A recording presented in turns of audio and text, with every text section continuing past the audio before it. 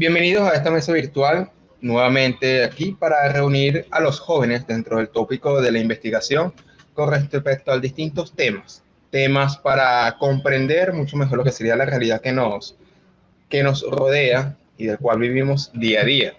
Dentro de la comprensión del ser humano, tenemos entendido que en esta mesa virtual es necesario tomar en cuenta distintas visiones para que usted, ya sea en el día de mañana, después que vea este video, pueda tener una mayor sensibilidad humana a la hora de abarcar distintas problemáticas y más en tiempos de confinamiento. En esta ocasión, en esta mesa virtual, vamos a traer a colación el tema del arte y del cine. En esta oportunidad traemos como invitado a David Ederson Tirado, un egresado de UTIRLA aquí en Caracas, en la Universidad del Paraíso, donde estudió mención de audiovisuales, donde su enfoque sería hacia el cine y a la audiovisual. Preséntate, David. Muy buenos días. Hola, buenos días. Buenos días allá en Venezuela. Okay. Yo soy, como dice Simón, egresado de UTIRLA, estudié Ciencias Audiovisuales y Fotografía. No puedo decir que soy cineasta porque realmente estoy en formación. Exacto. Y la formación es muy larga, pero sí puedo decir que soy un apasionado del cine y de la fotografía documental. Sí, la idea es que al menos tengas estudios y tengas una idea según lo que vayas aprendiendo, lo que has hecho en el poco o largo plazo que de alguna forma has tenido como en el Sí, inicio de tu profesión. yo Ok. ¿Cuáles fueron tus intenciones al estudiar esta carrera? Bueno, yo en principio siempre, a mí me gustaban las películas, por mero Ok. entretenimiento, que es lo normal cuando tú comienzas en estas cosas y cuando sientes la atracción por cualquiera de las facetas de la realización, siempre lo ves como mero entretenimiento porque no tienes ningún conocimiento teórico ni nada que te haga ver mucho más allá de la imagen. Yo en este caso, el atractivo que yo le veía a las películas era el tema de la interpretación. A mí me gustaba la actuación. Entonces yo busqué muchas carreras en un libro, una enciclopedia que hay en Venezuela que salen todas las profesiones y dónde la puedes estudiar y todo eso. Y yo no vi por ninguna parte interpretación. Claro, en medio de mi ignorancia, yo solamente buscaba que sea actuación y ya está. Ok. Puedo haber estudiado teatro, cualquier otro. Entonces, yo vi una carrera que se llamaba Ciencias Audiovisuales y Fotografía, entonces yo pensé, bueno, eso tiene que ver con la actuación. Quizás haya Ok. alguna rama allí en ese estudio, en el pensum, alguna materia que me pueda dar a mí conocimientos de actuación. Y comencé la carrera. A mediados ya del primer semestre yo me di cuenta que no había nada de actuación. Ok. Era puros conocimientos de realización, más que todo prácticos, muy poco teóricos. Obviamente tocamos la teoría, pero muy por encima. Siempre Muy íbamos bien. más que todo con la idea de aprender en cuanto a la experiencia, que eso me gustó mucho de la carrera, que aprendías más que todo haciendo, y es la mejor forma de tú formarte en el arte. Entonces yo haciendo y en base a la experiencia, trabajando aquí y allá, más que todo en postproducción, me fui formando en muchos aspectos del cine como tal. Y entonces se puede entender que tú le agarraste como que la pasión, el trayecto de que ibas estudiando la carrera y no quizás al inicio, sino que tomaste conciencia cuando vaya, ya esto ya sé de lo que trata y bueno, Claro. ya ahí voy a empezar a hacer mis enfoques. Entiendo.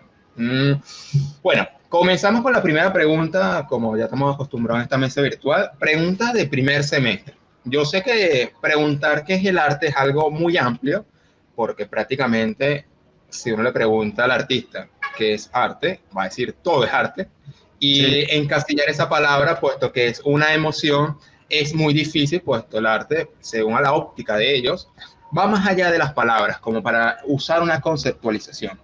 Para esto se va a tomar en cuenta también tu experiencia personal, más lo que tú estudiaste. ¿Qué es el arte, David? ¿qué aspectos fundamentales yo, como persona de a pie, como todos los que vivimos aquí en Venezuela, en Latinoamérica, podemos mañana entender un poquito más de qué es el arte? Yo creo que desde los inicios de la humanidad, siempre tuvimos esa afinidad por comunicarnos, por hacer entender al otro lo que sentíamos, a través en este caso, los jeroglíficos, que ya estamos hablando de hace un montón de miles de años atrás. Okay. Estas etnias intentaban comunicarse e intentaban plasmar su cultura y sus conocimientos de la naturaleza a través de pinturas rupestres. Entonces nosotros ya desde un inicio, desde nuestra formación, estamos siempre intentando comunicar a través de cualquier medio lo que sentimos. Claro que no todo puede ser llamado arte, porque realmente no todo tiene emoción. Ok. Y el arte para mí esencialmente es emoción. Muy bien. Entonces sería más del hemisferio derecho, si no me equivoco, más a la expresión, quizá no lineal, no encasillada, sino que simplemente el ser humano puede expresar sus emociones bajo las distintas formas. Y eso Claro, es considerado entonces como arte. claro. Para ti, bueno, a tu juicio y con lo que llevas estudiado, ¿qué no es arte? Cosas puntuales, porque se puede también llevar mucho tiempo en esto, pero ¿qué así diferenciar para no caer engañados? ¿Qué no es arte? ¿Y qué es arte? Cosas puntuales. Me da risa porque en esta época es difícil discutir sobre eso, porque estamos como en una etapa en la que cualquier persona que se vea como todo, o que se vea que tiene posesiones materiales, o que haga lo que hace todo el mundo para tener relevancia, más que todo en este tema de las redes sociales y tal. Claro. Cualquier cosa puede ser llamada arte, y realmente no es así. Entonces, yo, por ejemplo, he tenido muchas discusiones con muchas personas que Muy son bien. personas que creen que porque han leído, no sé, 10 libros, o porque dibujan, o porque hacen tal cosa, son artistas. Y, y realmente hay una desconexión muy, muy grande de las emociones humanas en cuanto al arte. Ahora todo está abocado a la estética y a la técnica y al perfeccionismo. Eso lo podemos ver también, por ejemplo, en el cine de esta nueva época.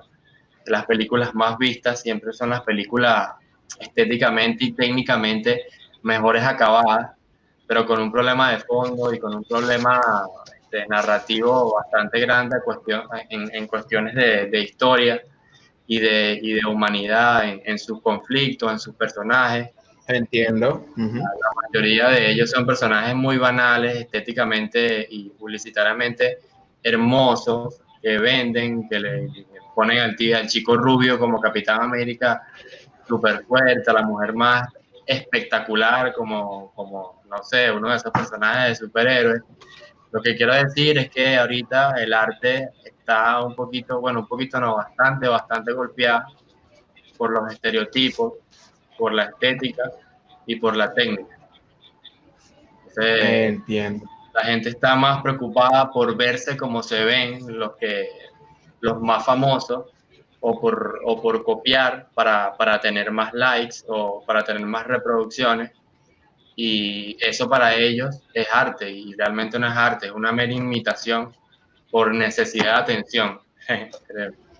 Sí, sí, me quiero rescatar lo que acabas de decir, una desconexión emocional que nos lleva a replantearnos qué es lo que tenemos en presente, por el cual más adelante vamos a retomar una de las preguntas que tenemos apartadas en esta mesa virtual, que sería el origen del arte, que sería la importancia de la forma más que en el fondo, todos esos planteamientos más adelante que lo vamos a llevar a esta mesa, pero queremos aún llevar a colación algunos terminologías más básicas para tener base para las discusiones más profundas. Dentro de unos minutos nos vamos a plantear.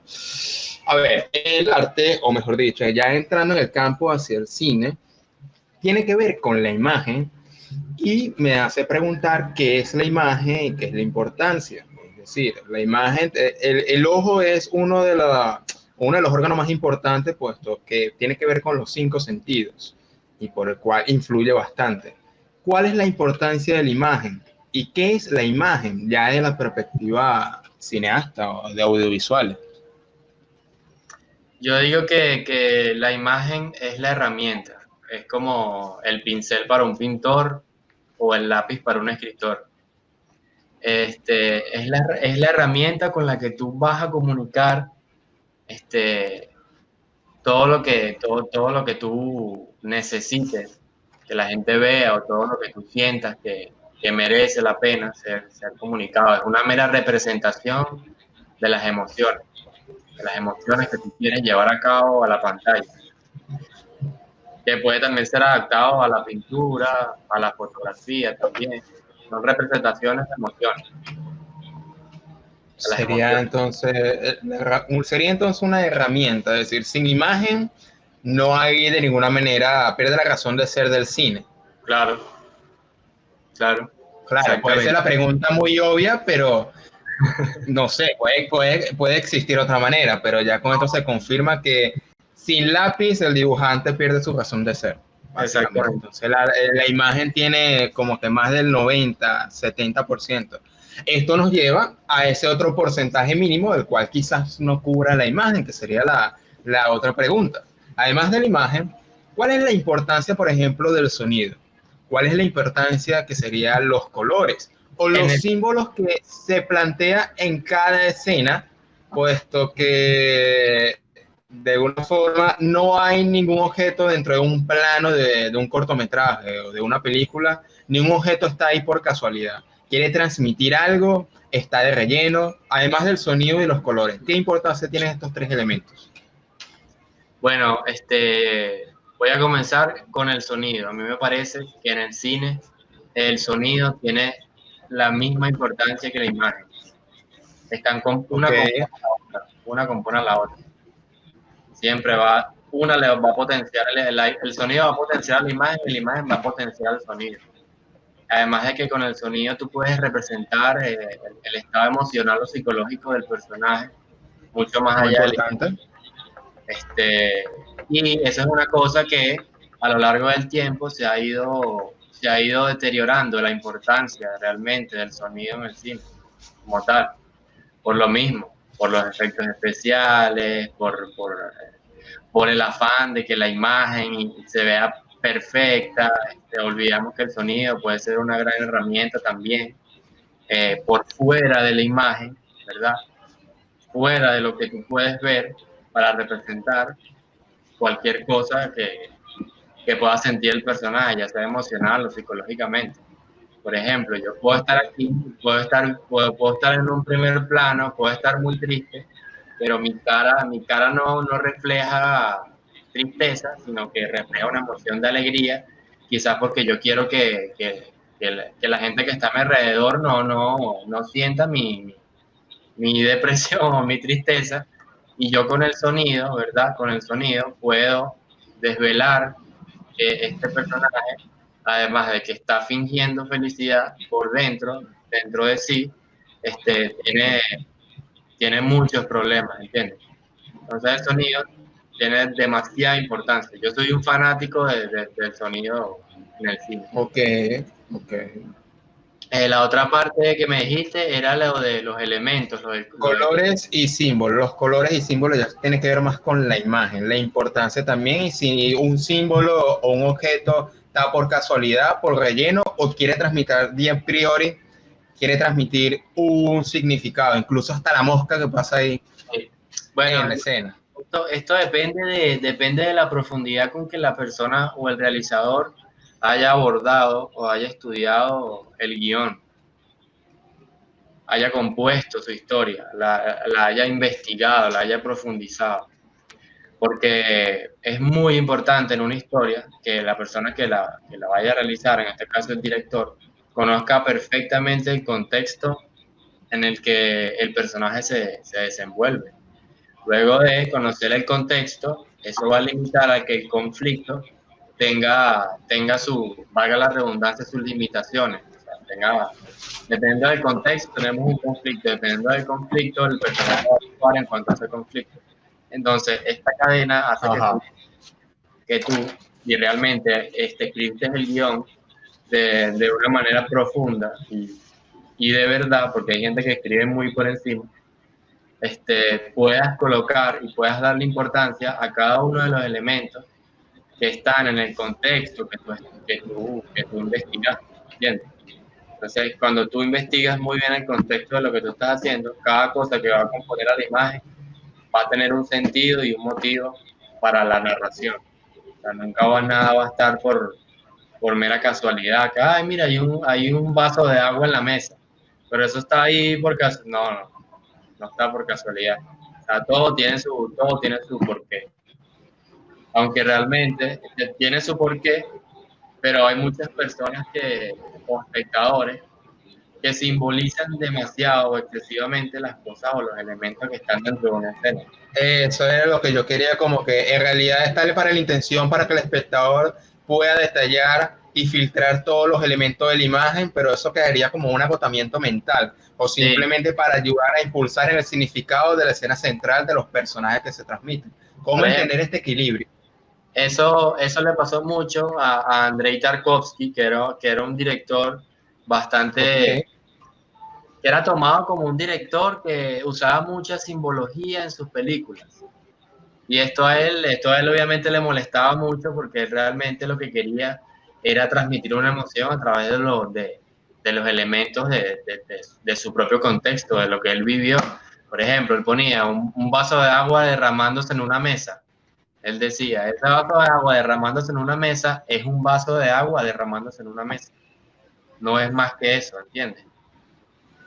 Claro. Como que lo simple parece complejo y la gente como que le busca la quinta pata al gato. Exacto, pero la intención de él es que tú entiendas que la película, ¿verdad?, es finita y todo depende de tu estado emocional, de tu nivel de inteligencia emocional, valga la redundancia, para tú poder interpretar esto de una manera coherente y más profunda. ¿Entiendes? Por ejemplo, voy a contar una anécdota que le pasó a un jazzista norteamericano que se llama Chet Baker, ¿verdad? Ajá.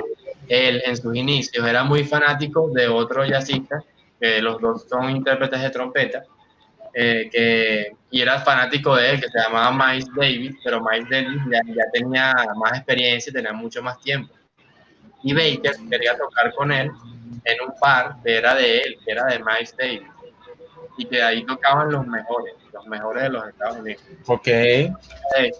Él logró entrar ahí, él tocó allí muchas veces, pero Miles Davis decía que él era un niño bonito y un niño mimado, que era muy banal, que era muy inmaduro, porque en ese momento él estaba como que muy obsesionado con el tema de las drogas, estaba viviendo una etapa de juventud bastante eufórica. Entonces Miles le decía que lo que él tocaba no tenía alma, y él lo despidió del bar, o sea, él lo sacó, él le dijo, vive un poco más y luego regresa aquí. Entonces, ahora voy a lo de la película. Es importante que el espectador, o sea, para ver este tipo de películas, tenga como que una larga lista de experiencias en su vida para poder interpretar emocionalmente lo que ve en cuanto a lo que vivió. ¿Entiendes? Entonces, es muy...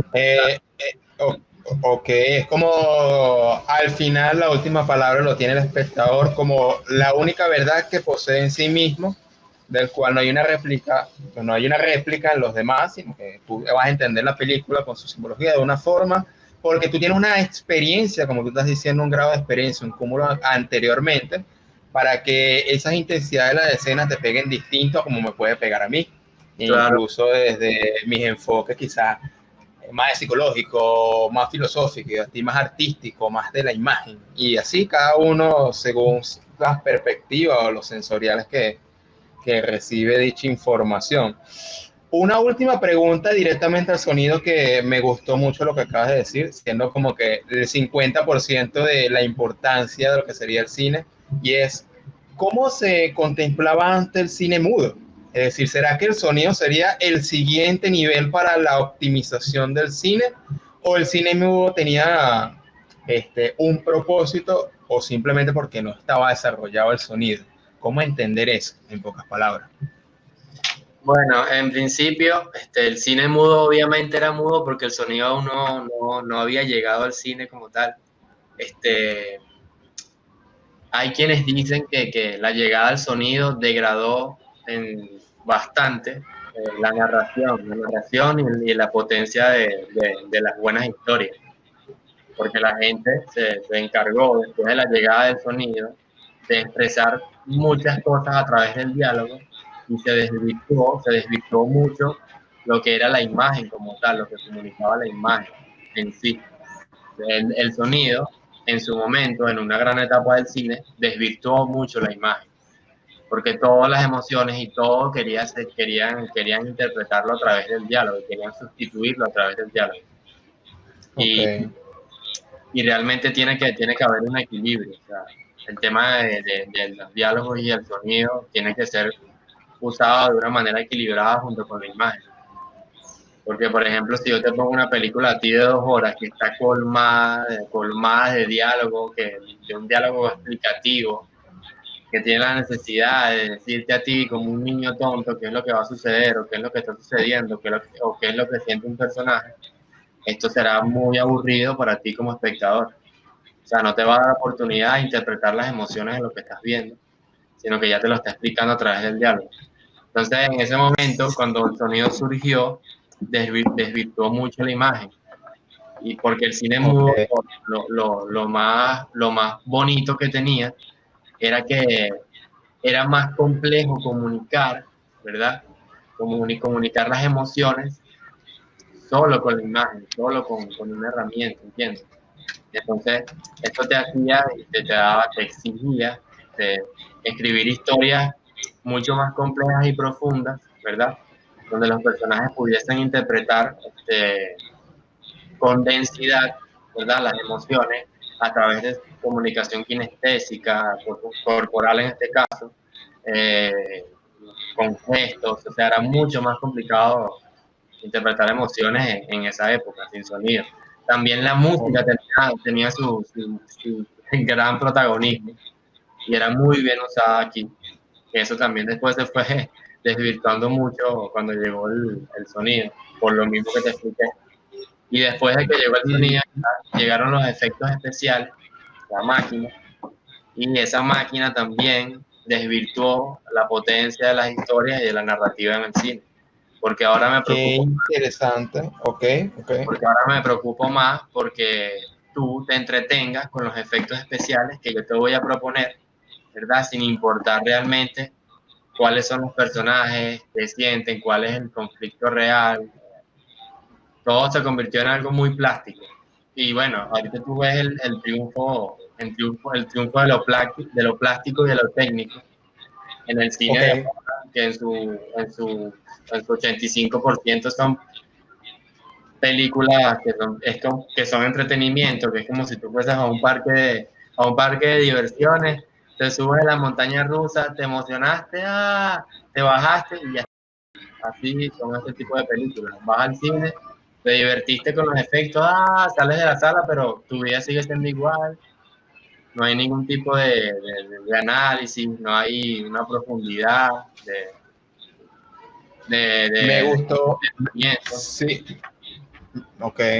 Me gustó mucho lo que acabas de nombrar sobre la aparición del sonido y después de los efectos especiales, porque me hace pensar en la frase, no basta pensar, es decir, no hace falta pensar porque ya todo está escrito, sigue el guión. Y hablando de guión, tú me recomendaste hace bastantes meses el libro de McKean, que tiene por título Guión. Y esto nos lleva a la siguiente pregunta antes de entrar ya en las profundidades de otra temática, y es que él propone la tesis de que la imagen, como tú acabas de decir, tiene que contar más que los guiones en sí, es decir, los diálogos, que el texto. Es toda la apariencia cuando yo leí ese libro de que de alguna forma diálogo, lenguaje escrito o hablado, está peleado con la imagen. ¿Hasta dónde dejar el diálogo dentro de un cortometraje, dentro de una película? Y de dónde comienza la imagen. Cómo el diálogo no se coma en la imagen y en viceversa. Cómo tener ese equilibrio según la propuesta de McCain en su libro Guión, ya que estás tocando el tema. Es una pregunta súper complicada porque primero, cuando tú vas a comenzar a escribir una historia, ¿verdad? Yo creo que el diálogo y la imagen no están realmente en una pelea. Pienso que el que está en una pelea, ¿verdad? Y en una crisis creativa y humana es el que escribe, no el diálogo y la imagen. Porque el escritor, claro, todo depende del criterio que tenga. Es que es un tema bastante amplio. Depende del criterio que tengas, del tipo de película que tú quieras hacer. Si quieres hacer mero entretenimiento o tú quieres hacer realmente una película para que el espectador tenga protagonismo y pueda intervenir y pueda ser parte de la historia que tú estás contando. ¿Entiendes? Hay dos tipos de escritores o realizadores en este caso. Hay gente que le encanta que tú no pienses. O sea, si yo no quiero que tú pienses, yo te voy a explicar todo te lo voy a explicar con los diálogos. O sea, que casi puedes convertir la película en una radionovela. O sea, tú quitas la imagen y puedes hacer una radionovela fácilmente. Y hay gente, ¿verdad?, que está bastante comprometida con lo que es el cine en sí, con la esencia del cine, y usa el diálogo, ¿verdad?, como mera herramienta y guía de la narrativa, ¿verdad? De la narrativa o del conflicto, no como algo explicativo como tal. Entonces, todo depende realmente del criterio y cómo tú veas el cine, o sea, cómo tú quieres proyectar, ¿no?, tu esencia como realizador. En este caso, a mí, yo siempre he preferido comunicar con la imagen y el sonido antes que con diálogo. Siempre lo he preferido. Yo las pocas cosas que he escrito, tienen un 2% de diálogo y el resto son puras imágenes y sonidos. Porque a mí me gusta que la persona que va a ver lo que yo he escrito, intervenga y tenga que ver con la historia. Tenga diversidad de interpretaciones en lo que estás haciendo. Y para eso es la imagen. Entiendo, sí. En algo infinito para el espectador. Lo finito a lo infinito. Lo infinito sería el mundo de emociones. Al final, creo que sería un mundo de autodescubrimiento para poder captar sí, es algo incluso terapéutico, que incluso llega a tocar o rozar la disciplina de la psicología, porque, claro, cuando uno estudia los personajes o los crea, hay que tener un perfil psicológico para saber diferenciar los roles y cómo se va a comportar dentro de la trama y tener una contraparte, etcétera, etcétera, etcétera. Me da mucha curiosidad también el hecho de que, bueno, uno da una propuesta más de imagen y de potencialidades, de sensorialidades, de sentidos, más que del diálogo lo mismo, para que el espectador tenga un radio de acción mucho más amplio. El dilema, y es lo que nos va a llevar a una pregunta, es como el conocimiento, la competencia interna cultural de la persona para poder sentir y que de alguna forma, en sentido figurado, no tenga sus sentidos atrofiados. Da la impresión, con lo que me comentabas hace minutos, de esa superficialidad, esa forma, explotación de la forma, y esconder el fondo, no transmitir nada, sino dar todo como una verdad absoluta, nos están estrofiando los sentidos para poder percibir realidades mucho más grandes. Y esto me lleva a la siguiente pregunta. ¿Cuál es la diferencia entonces entre un conocimiento leído, algo muy parecido a la pregunta anterior, pero esto va más allá del conocimiento y la competencia interna del receptor y el público general? ¿Cuál es la diferencia entre un conocimiento leído de un libro y un conocimiento de la experiencia? Puesto que yo estudié de una forma 3 semestres de lengua y literatura y conocí un poquito ese mundo, y prácticamente los estudiantes, tanto los profesores, su mundo son los libros y se arma su cosmovisión mediante los libros. Ya después viene quizás la parte más experiencial, pero hay ese dominador común de los libros. El arte, en cambio, en esta parte más del audiovisual, da como una contraparte, que es de la experiencia. ¿Cómo tener un equilibrio? ¿Hasta dónde permitir que la lectura o cómo usarla pueda tener parte de nuestra cosmovisión, para que no se coma esa otra parte importantísima que es nuestro criterio propio a raíz del conocimiento experiencial con el contacto con otro ser humano? ¿Cuál es el equilibrio entre estas dos clases de conocimiento que son tan válidos en el mundo actualmente? Bueno, yo creo que yo siempre, bueno, desde que comencé en esto, yo siempre me he dicho y he dicho a mucha gente también, y también la experiencia, la misma experiencia y contacto con otras personas que preferían la lectura o el conocimiento teórico en el aspecto cinematográfico.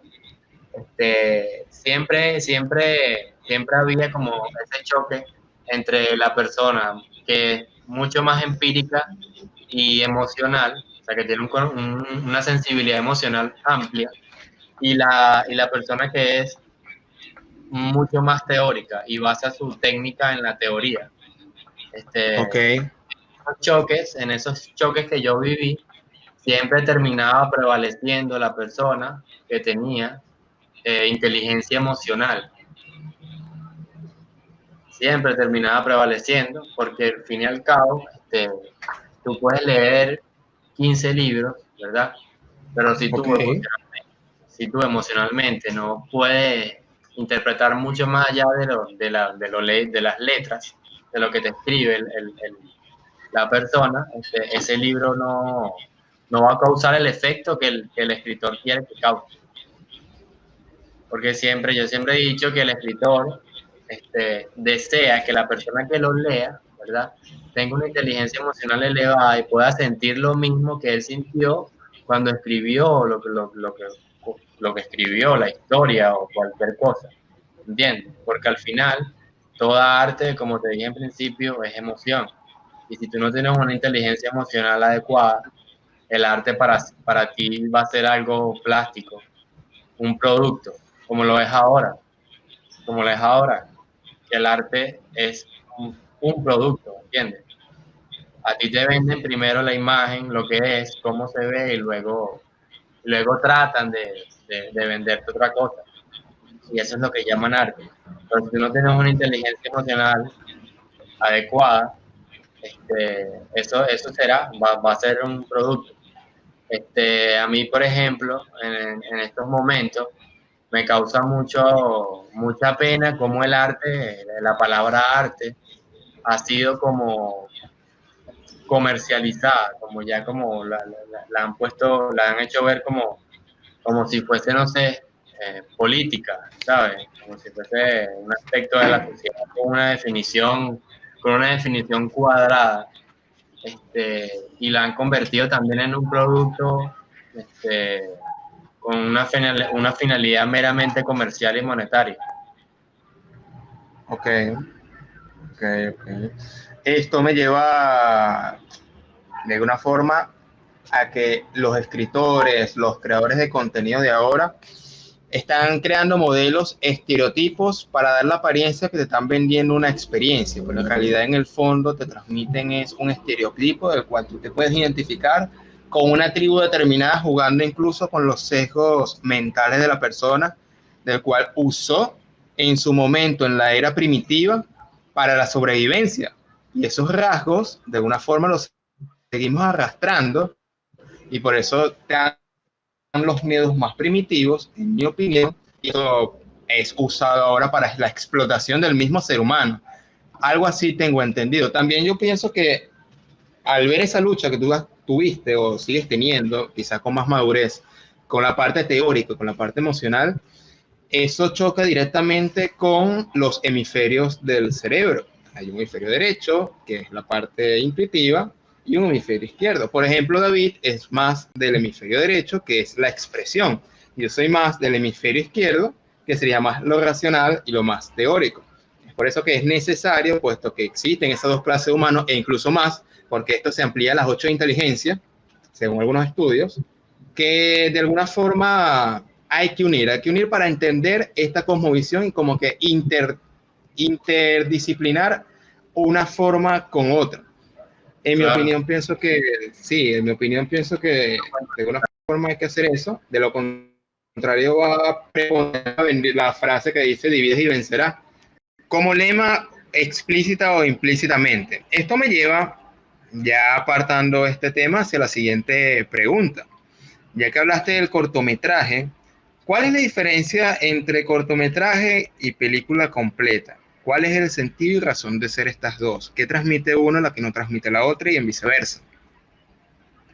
Yo creo que los dos tienen la misma finalidad, lo único que cambia es su duración. Un cortometraje, según lo que dice la teoría, dura de 1 a 15 minutos. Hay también otra categoría, según la duración, que se llama mediometraje, que dura de 15 a 30 minutos, si no me equivoco. Y el largometraje dura de 30 minutos a 120 minutos. Lo único que cambia en estas divisiones es la duración, no el sentido. Pero que obviamente, mientras menos tiempo tengas tú, ¿verdad? Es más complejo emitir un mensaje o narrar algo. O sea, mientras menos tiempo tengas, más simplificación de la narración debes tener, y esa simplificación debe ser mucho más potente, ¿verdad? Porque tienes menos tiempo, tienes menos recursos de tiempo, y debe ser mucho más profundo a la hora de narrar en un cortometraje. Es muy complicado. Hay gente que lo ve como que, es más sencillo un cortometraje porque es más corto. Y eso ha hecho que que el cortometraje no tenga el éxito que yo creo que debería de tener, ¿verdad? Porque ahorita tiene más éxito una película por su duración, y por obviamente la inversión monetaria y todo eso. Y el cortometraje siempre ha quedado como en un segundo plano, no tiene tanta proyección. Y es porque la gente lo ve como que un cortometraje es algo más sencillo, es algo cortito, son ideas simples, desarrolladas fugazmente, y realmente no es así. Yo he visto muchos cortometrajes Y, que tienen ok. son mucho más densos que películas de 2 horas y media. Alguien que en 15 minutos puede decirte mucho más que en 2 horas de película. ¿Y hay alguna vertiente o enfoques dentro del cine o dentro del cortometraje que pueda impulsar y rescatar esa importancia a corto o a largo plazo del cortometraje? Que tengamos en un futuro unos cortometrajes ya más hacia la audiencia y que puedan comprenderlos y saber ese sentido que en realidad no se diferencia del largometraje, sino captar esa profundidad. Hay enfoques que van a rescatar esa importancia. Yo pienso que, yo pienso que la importancia ya la tiene, o sea, ya está contenida dentro del cortometraje y dentro de los realizadores que se enfocan en hacer este tipo de películas cortas. Ya la importancia está implícita en él. Lo que le hace falta, como todo, y como el buen arte y el buen cine, es que tenga publicidad, o sea, que a la gente le llegue mucho más fácil la información de que, por ejemplo, en Venezuela, te voy a poner un ejemplo claro que es bueno. En Venezuela hubo una vez una idea de abrir espacios antes de poner las películas en los cines y poner un cortometraje. Y hubo un tiempo que en Venezuela, antes de que tuvieras la peli, ponían cortometrajes que eran cortometrajes de gente que estaba iniciando en el cine, porque esa es otra cosa, también la gente que inicia en el cine siempre comienza con cortometrajes, con películas cortas. Y se abre ese espacio para que el corto tenga casi la misma importancia que la película, porque lo ves antes de la película. Entonces lo que necesita, ¿verdad? Esta forma de cine, de cortometraje, es que tenga una proyección más amplia y que la gente conozca más sobre este mundillo de cine pequeño. Entiendo, entiendo. Bueno, aquí hablando del cine propiamente dicho, como dijiste en los primeros minutos con respecto al arte, que tiene que ver con la cultura, con el conocimiento y con una expresión más a la inteligencia emocional, a diferencia, el cine, ¿por qué nace? ¿Cuál es el sentido real y originario del cine? ¿Cuál es ese sentido? ¿Por qué nace el cine? ¿También expresión como arte o hay una rama también que se diferencia del arte en su concepto más básico? Mira, el cine surgió realmente por la afinidad que tenía en esa época el hombre de hacer que la fotografía tuviese movimiento. O sea, que la fotografía no fuese mucho más que eso, ¿verdad? Y fuese una captura del tiempo, como capturar cierto espacio de tiempo en una cinta. Era que es lo mismo que una fotografía, capturar un momento en una imagen. Fue igual, entonces el ser humano tenía estas ganas de capturar el tiempo, ¿verdad? Un poquito un poco más al movimiento de la imagen, de la fotografía, que obviamente primero fue la fotografía. Entonces, cuando en el momento en que se descubre ya el cine como tal y la filmadora ya comenzó a tener auge, Ok. el cine fue realmente iniciado como un mero acto de entretenimiento. De entretenimiento, Mm, porque ok. era un arte nueva, incluso el cine es el arte más nuevo, creo yo, de todos los que hay. Era un arte muy nuevo y todavía el ser humano estaba en ese descubrimiento y en la potencia que puede tener una filmación. O sea, todavía estaba descubriendo qué podemos hacer con esta cámara, o sea, o qué alcance puede tener una grabación, ¿entiendes? Incluso aún no existía el tema de guionizar las cosas, o sea, fue un proceso bastante rápido, diría yo. Bien. Nombraste hace unos minutos sobre el parque de diversiones. Usaba más que todo el cine como un divertimento, una diversión para distraerse 2, 3 horas y después volver con el mismo vacío, con los mismos problemas que anteriormente, segundos antes de la película, tenían. Esto me lleva a plantear preguntas ahora, en esta sesión final de 15, 20 minutos de esta entrevista, con respecto al aspecto social, puesto que se tiene entendido que cualquier ámbito científico o artístico debería estar en manos del pueblo, del ciudadano, para, ya sea de la historia, del cuento, de la aparente ficción, puede agarrar la moraleja, pienso yo, y tomarla en su realidad y hacer los cuentos, sus sueños, hechos realidad, para hacerlo un poquito más poético. Ahora, en concreto, ¿el cine en qué influye en la sociedad? ¿Cómo influye el cine? Es decir, simplemente por cuestiones de diversión, ¿cómo influye realmente en su poca historia que ha tenido, como tú dices, como última expresión del arte, creada por el hombre? El cine influye realmente en todo. El cine ha impuesto modas, ha hecho que ideas políticas tengan mucho auge y mucho poder. Ha sido usado para fines muy macabros también y para cosas muy buenas también. El cine tiene una incidencia muy potente en la sociedad, al igual que la televisión.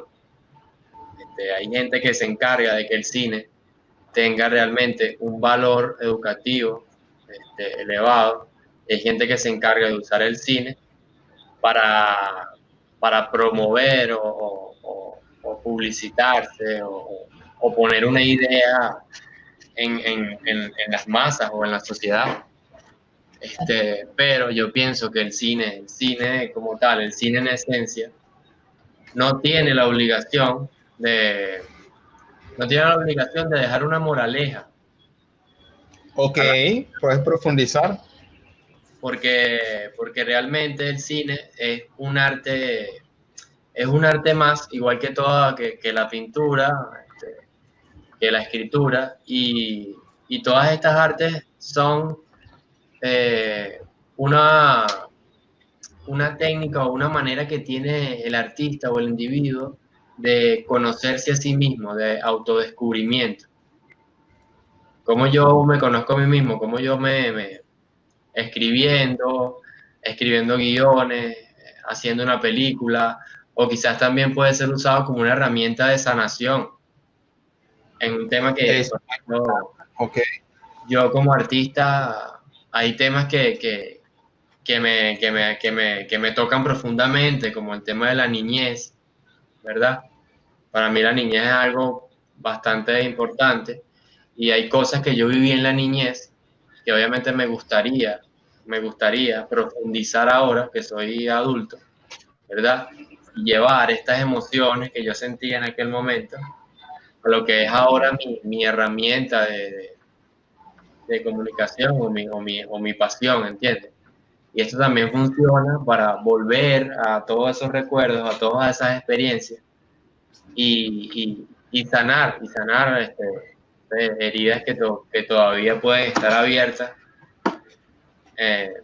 por cosas del pasado. Tú lo plasmas en un papel y ya puedes comprender más el por qué tú te sentiste así o por qué esto te siguió afectando a lo largo de tu vida. Yo pienso que es eso, que el arte funciona.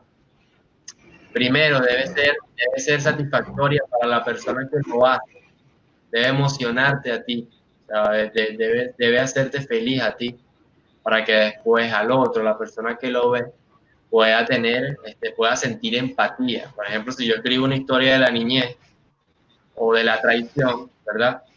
Si yo viví la traición y yo experimenté alguna cosa de la niñez muy fuerte y yo plasmo esa emoción con detalle, la persona que lo va a ver, que haya también pasado por una cosa similar o haya vivido cosas muy fuertes en la niñez o haya experimentado la traición o el desamor, ¿verdad? Por experiencia, esa persona va a tener mucha más empatía, ¿verdad? Y va a aprender muchísimo de la visión de la otra persona. Y para mí eso tiene mucho más valor que una moraleja, la empatía que tú sientas con el creador. Me llama muchísimo la atención porque quizás esto cambia el panorama porque el sentido común, y esto ya es necesario hacerlo, tú como representante o a aquella persona que ha estudiado este campo, como otras disciplinas, apartar de la mitología lo falso de lo cierto, es decir, lo que se tiene entendido, lo que realmente es. Y lo que se tenía entendido es que como que el deber ser de las películas o del arte siempre traer una moraleja, una enseñanza, quizás sea por una mala costumbre, no sé por qué en realidad, que es ver la historia, que ver el tránsito histórico del ser humano, por el cual siempre espera como un héroe, siempre espera un moraleja, siempre espera un salvador, siempre espera a alguien que le saque la pata del barro, la jerga latinoamericana. Y más que todo, ahora me estás planteando con lo que estás diciendo, es autoconocimiento, incluso llegar a una sanación, descubrir las sombras propias que el cual esos estereotipos quieren apartar y más bien integrarlas, ya entrando un poquito más técnico, como lo que sería Carl Jung. Me es curioso porque ahora no se habla de verdades, no se habla de una cuestión universal, cosa que se jacta la moral, la ética, y más bien mostrar quizás la realidad más cruda del ser humano, con aquello que tú me estás diciendo, como por ejemplo la niñez, o incluso enfermedades mentales, eso que la sociedad o los tabús no quiere de alguna forma mostrar. Me da bastante curiosidad. por el También, cual, ajá, muy bien, dime. también lo que pasa, lo que está sucediendo y lo que sucede, lo que ha sucedido durante mucho tiempo es que el espectador de arte, bueno, no en su mayoría, pero sí el espectador de arte que no tiene un conocimiento amplio de lo que son las artes en realidad y que solamente lo consume, siempre busca la satisfacción personal en lo que ve, ¿entiendes? Él siempre quiere salir con una emoción positiva de una sala de cine. ¿Por qué? Porque hay gente que realmente no es capaz de enfrentar la realidad y se sumerge, ¿verdad? En las emociones de otros y busca siempre lo positivo de las emociones de otra persona, en este caso de un creador de cine, ¿verdad? Yo voy al cine, veo una película y yo lo que quiero es que el protagonista logre su cometido y ya está, porque así tiene que ser la vida, así debe ser la vida, pero realmente la mía no es así, ¿entiendes?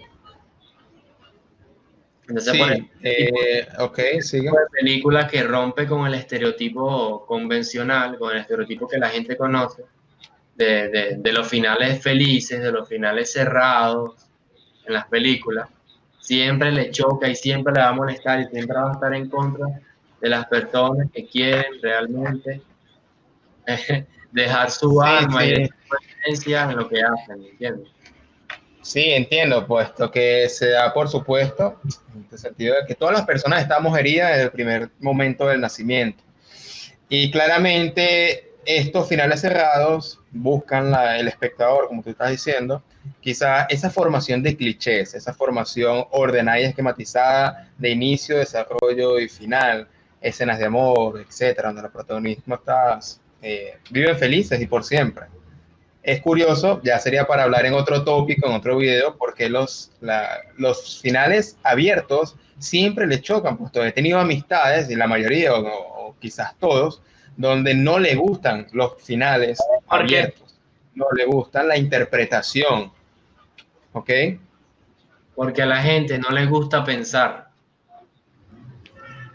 Bastante bueno, bastante bueno. Sí, sí, sí, lo resumiste, pues a la gente no le gusta pensar y quiere distraerse en esos dos hobbies que le digan todo, según lo Quiere que conversado a esta hora. quiere que se lo pongan todo en bandeja de plata, todo lo fácil, ¿verdad? Está este estereotipo de, por ejemplo, los cantantes de música urbana que tienen fama ahorita en su mayoría, de que son personas que de un momento a otro tienen demasiado dinero, ¿verdad? Y tú Ok, escuchas lo que hacen o tú ves lo que hacen y tú dices, ¿cómo demonios este tipo tiene tanto dinero, ¿verdad? Si lo que hace es esto. ¿Entiendes? Entonces está ese estereotipo, de verdad, de conseguir cosas fáciles, de que nada requiere un esfuerzo real, ¿verdad? De que el éxito va a llegar a mí porque yo soy una buena persona y porque yo hago esto y ya, ¿entiendes?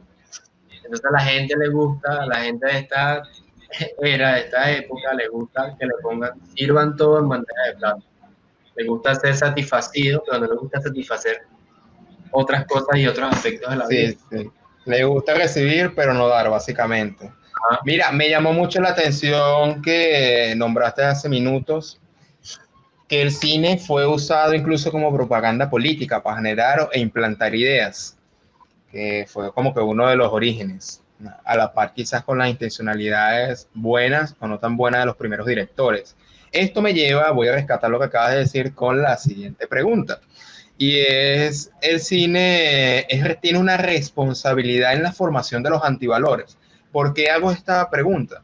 En el sentido de que, bueno, puede que haya nacido por la interiorización y exteriorización de los sentimientos más nobles, quizás buenos de la época, pero aunque eso va cambiando y relativizando, pero cuando miramos alrededor vemos que simplemente las personas, al parecer por influencia del audiovisual, más que todo en el largometraje, se deja llevar hacia esos mundos ficticios que al final muestran antivalores, que se jactan quizás algunos políticos que, bueno, los medios de comunicación te manipulan o algunos cines te quieren implantar ideas.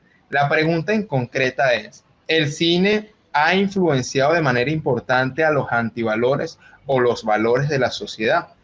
Ha fracasado en ese aspecto al ver la sociedad como tenemos el día de hoy, donde le importa más la forma que el fondo. Yo creo que tengo que volver a la parte que te dije de que el cine Ok, no tiene ese compromiso de dejar moraleja o de promover valores o de promover algo en concreto. ¿Entiendes? Todo siempre va a depender de la persona que va a consumir el arte y el cómo él perciba lo que está viendo, el entendimiento que tenga la persona de lo que son los valores o lo que son los antivalores, la comprensión del bien y del mal también es importante. O sea, todo se basa siempre de la perspectiva de la persona que lo ve.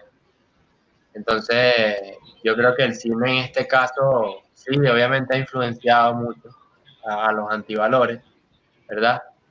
Pero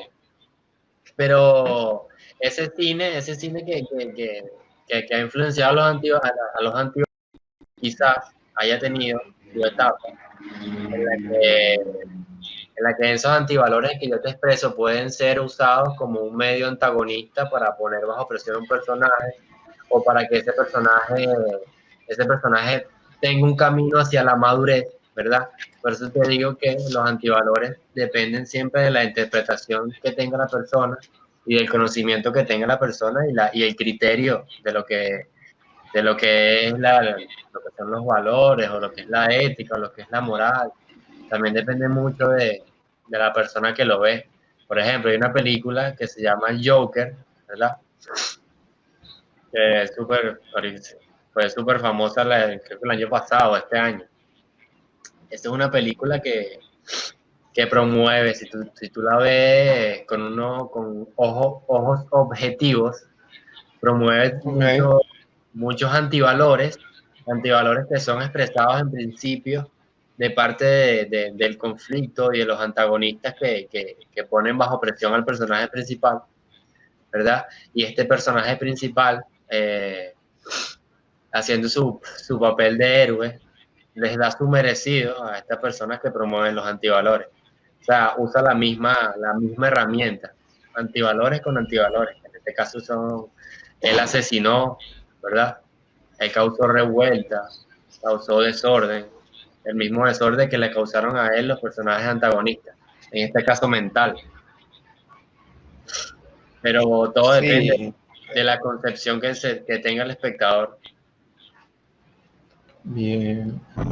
Esto me lleva a pensar entonces una pregunta corta. Más que replicar o hacer una cuestión prescriptiva del deber ser, sería jugar con los valores, con los sentidos y la concepción del ser humano en una época determinada, que al principio de los años 50, en los 40, cuando nació el cine, esos directores jugaban con una concepción de la época pero no querían dar el deber ser. Y hoy se juegan, como el ejemplo del Joker, esa concepción de nuevas problemáticas sociales, pero hasta ahí, no se limita, o mejor dicho, se va a limitar a no dar el bien y el mal, sino nada más sería jugar con los elementos. Claro, claro. Es que también de eso se basa el cine. El cine es un arte que debe tener bastante densidad y bastantes caminos que pueda recorrer el personaje en muchas formas. Porque bien sabes, en una historia tiene que haber un héroe y un antagonista. El antagonista puede promover muchas cosas malas y el héroe también puede promover cosas malas y cosas buenas. O sea, todo está en lo que tú quieras hacer, en lo que tú quieras crear, realmente. Y en lo que tú hayas vivido, en tu experiencia personal, en tus emociones, qué es lo que tú quieres mostrarle a la gente de ti, como persona, como individuo, y cómo la gente lo va a ver. Por eso te digo que realmente el creador no debe tener ningún compromiso de educar y no debe educar a nadie. ¿Entiendes? El espectador está Ok, para realizar y desahogar sus emociones y su perspectiva del mundo a través del arte. ok, ok. Él no es ningún profesor ni tampoco un catedrático que te va a decir a ti cómo hacer las cosas y cómo no hacerlas. Al final es decisión individual de cada persona. Sí, es bueno aclarar ese sentido porque las personas pueden decir, no, dime el deber ser o dime qué es lo bueno y qué es lo malo sin pensar tanto, sin pensar, dímelo rápido, porque estamos en una sociedad utilitarista que necesitamos eficiencia y rapidez porque el tiempo es lo más valioso y en realidad se puede ir al otro sentido, como Claro. lo voy entendiendo según esta conversación. Dicha conversación que nos está llevando ya casi a la hora, llegando a la culminación de la misma, y hemos reservado una última pregunta para dar la linda al pastel. Y sería más a lo social, más a lo humano, más a la práctica. ¿Y cómo educar al ciudadano mediante el cine? Para que el día de mañana el receptor que me está escuchando, a ti y a mí, en el otro lado de la pantalla, pueda mañana tener una agudeza más emocional, de esa inteligencia emocional que tú te referías, para que empiece mañana a actuar, a realizar su vida mediante esta agudeza del cine, de esta forma, cómo empaparse, cómo tener esa familiaridad para que al final, como en todo, termine la acción y no solamente en las meras ideas abstractas. ¿Cómo es la influencia en ese aspecto? Bueno, yo pienso que lo primero que se tiene que no debe morir, que no debe morir, aunque ahorita está agonizando, es este concepto de arte y la esencia del arte como tal, que es la de compartir experiencias y emociones a través del cine o la pintura o cualquier herramienta artística. De no debe morir las ganas de crear y de hacer cosas y hacer arte con el alma. Eso es lo primero que no debe morir, porque sin la esencia real de la creación es imposible que el público pueda empatizar con lo que tú haces. O sea, si yo como realizador el día de mañana decido hacer o que mi meta ahora sea hacer el Hombre Araña 7, ya ahí vamos perdiendo, ¿entiendes? Ahí ya vamos perdiendo. Ok, Hay un elemento que ya que está fuera de sí y no va a colaborar y no va a nutrir realmente lo que es el sentido del arte real como tal. O sea, lo primero es mantener la esencia de lo real, del arte real en la sociedad. Porque siempre va a haber personas como tú y como yo que van a querer consumir cosas de calidad. Y siempre van a haber personas que van a querer consumir cosas desechables. Eso nunca va a acabar. Nunca va a acabar. Que ahora ha sido más de un lado que del otro, que a la gente ahora le gusta consumir plástico, es una cosa que escapa de nuestras manos, ¿sabes? Que va más que todo por parte también de la persona que quiera consumir cosas de calidad. O sea, en mi caso, yo también conozco personas que les gusta ver cosas de calidad. Y mientras existan personas así, mientras existan personas que lo hagan, que creen cosas de verdad, siempre vamos a estar ahí batallando en contra de, de los estereotipos sí, sí, y de todo lo que ya hemos hablado. Pero sí, me esencialmente, parece. Ok. Ah, no, bueno, me parece bastante curioso e interesante, puesto que la persona como que sí, se está atrofiando un poquito en eso de los sentidos y como el lema que hemos explicado ya en anteriores videos, la realidad es como sería como una silla y cada pata de la silla o de la mesa son distintos ángulos para abordar a la misma problemática o las distintas problemáticas. Por ejemplo, una señora que escucha un discurso político y puede que en ese discurso haya un engaño, cierta falacia de ese político. Y uno se pregunta, vaya, hay un engaño político ahí. Pero si uno es más perspicaz y más agudo y ve la problemática dentro de la escena ya familiar, resulta ser que la persona, en este caso nuestra protagonista, tiene problemas alimenticios y esos problemas alimenticios hacen que tenga menos energía para procesar lo que sería su cerebro o tener conexiones neuronales. Ahí estamos conectando ya distintas disciplinas. Y además tiene problemas quizás familiares, ya una cuestión terapéutica, del cual le quita tiempo para analizar ese discurso político.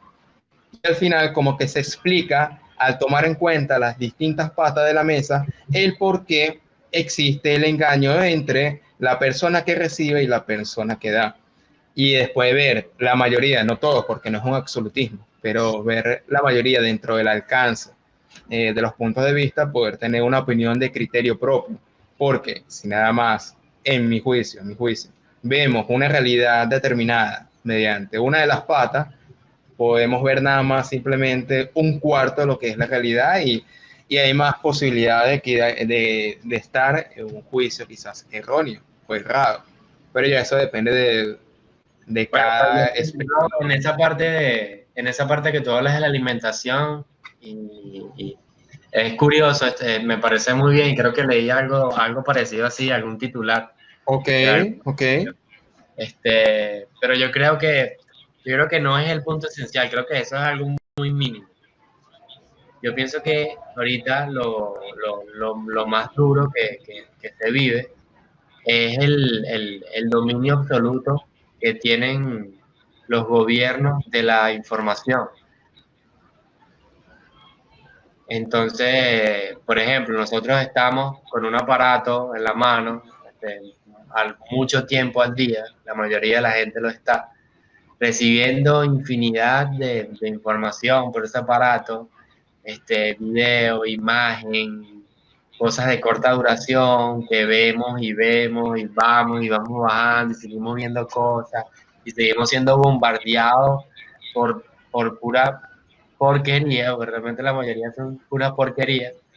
Y ese mismo bombardeo de información hace que la persona ande como un caballo en el hipódromo,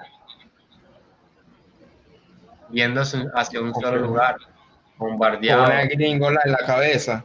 ¿Sí? Si cuando la gente se despegue, cuando la gente sepa que realmente hay un serio problema con el tema tecnológico, en ese caso de la información, vamos a poder ver el mundo de una manera diferente. Te entiendo, entiendo. Vaya, bastante bueno en realidad. Y sí, a causa de los malentendidos o lo que se tiene entendido, es necesario preguntar a las personas que tienen ya cierto dominio en la materia antes de, por lo menos, dictar una opinión o una decisión, tener criterio propio, pero antes con cierta investigación, dudar. Básicamente dudar y preguntar. Y con la pregunta se llega a Roma, como dirían por ahí. Me gustó bastante esta entrevista. Quisiera que me dieras las últimas palabras, recomendaciones al receptor final a causa de todo lo que hemos hablado en esta hora de conversatorio. Para concluir. Bueno, yo pienso que siempre la gente que tenga esas ganas de consumir cosas de calidad va a ser muy importante para que la gente que quiera realizar, quiera crear, valga la redundancia, cosas de calidad, tenga la iniciativa y tenga también la inspiración para hacerlo, porque realmente el arte no es arte si no hay alguien que lo vea y alguien que lo disfrute. Entonces, si se sigue manteniendo, ¿verdad? El buen gusto y esa persona que consuma cosas que de verdad valgan la pena y perduren y rompan con el tiempo y sean atemporales, que yo, por ejemplo, hago una película el 2021 y la ven en el 2070 y sigue teniendo la misma vigencia, ¿verdad? Eso solo se da cuando hay personas que tienen ese criterio para ver lo que hacen, ¿sabes? Sí, sí. Me gustó bastante esa reflexión. Sí. Bueno, llegamos al final. Muchas gracias por aceptar la invitación. Estás especialmente invitado nuevamente para ya hacer un conversatorio quizás con otras personas de otros campos, para seguir profundizando desde tu fuerte y con lo fuerte de las otras personas, la misma realidad que sería el ser humano. Y el ser humano es la excusa perfecta para unir todos los campos, porque todos los campos fue creado precisamente a causa de las necesidades que con el tiempo estas personas, estos individuos llamados Homo sapiens, nosotros mismos, han creado a raíz del tiempo. Y esa es la excusa perfecta de que, bueno, no solamente en lingüística, sino sociolingüística, arte, pero arte con psicología para crear personajes y ser un juego de valores más que una prescripción de lo que es el bien o el mal. Me gustó bastante, muchas gracias por la invitación y bueno, señor receptor, nos vemos en una próxima ocasión para esta mesa virtual. Que tenga muy buen día.